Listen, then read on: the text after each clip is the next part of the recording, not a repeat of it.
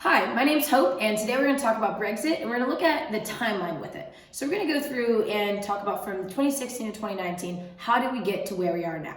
Okay, so we're starting in 2016. We should start with David Cameron, who was Prime Minister of the United Kingdom. And there is a growing faction in the United Kingdom that they wanted to draw away from the EU for several different reasons. And in order to find out what the people really wanted, since there was so much discussion being put forth, David Cameron proposed to have a referendum. The referendum took place on June 23rd, 2016. And at the referendum, David Cameron himself was hoping that there'd be a clear majority of people who did not want to leave and that he could proceed with that viewpoint. However, it was 52-48 in favor of leaving the European Union. It was not a big margin, but it doesn't really matter. It was a referendum and the people's will had been voted. So therefore, David Cameron then stepped down as Prime Minister and felt that he could not deliver the outcome that people wanted. So Theresa May stepped in. Theresa May is the Prime Minister that really championed a lot of Brexit up until this point.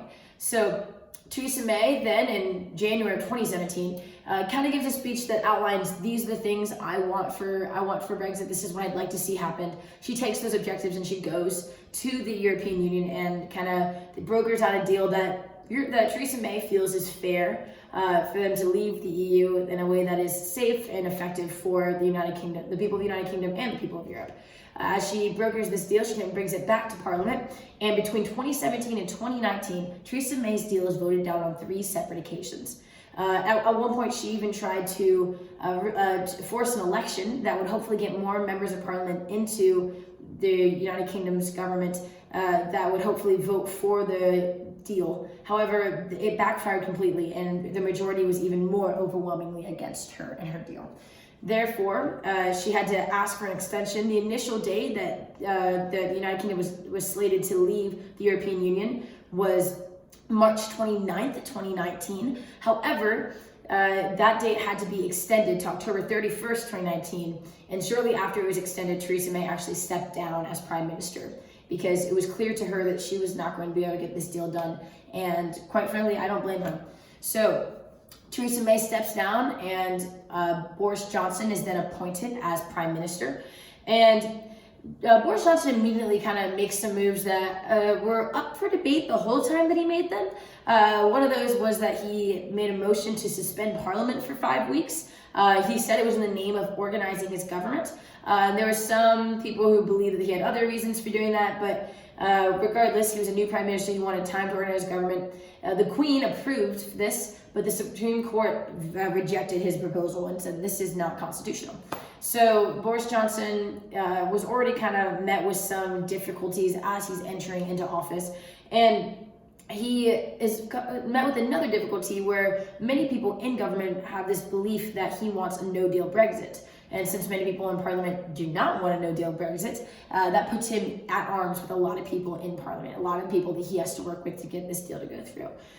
So out of sort of fear that he would take the EU, he would take the United Kingdom out of the EU with a no deal in place, Oliver Letwin, who's a member of Parliament, proposed an amendment that said that you could not leave the European Union until there was certain laws in place that essentially would support whatever deal was brokered. So Oliver Letwin proposes this really law, and it gets voted in. So now what it really does is it makes it more difficult for Boris Johnson's deals to actually take effect and for them to actually leave the EU.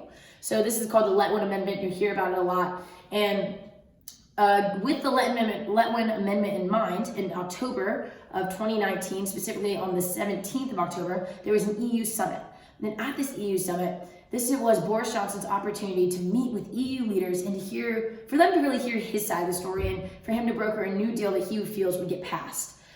He then brokered this deal, brought this new deal to Parliament on October 19th, which was a special Super Saturday session try saying that 3 times fast, of Parliament, a Super Saturday session that he felt they would be able to quickly push a quick timeline. They were hoping that this could be an accelerated timeline that hopefully by the 31st, which is only like 12 days later, they'd be able to leave the EU on time for the new deadline.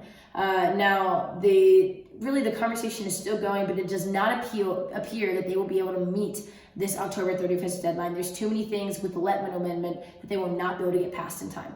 Therefore, you can anticipate a new extension for really the time that you need to leave the European Union. That will probably take place in mid-January. Now, whether or not they're going to be able to get it done in time, it's kind of still up in the air.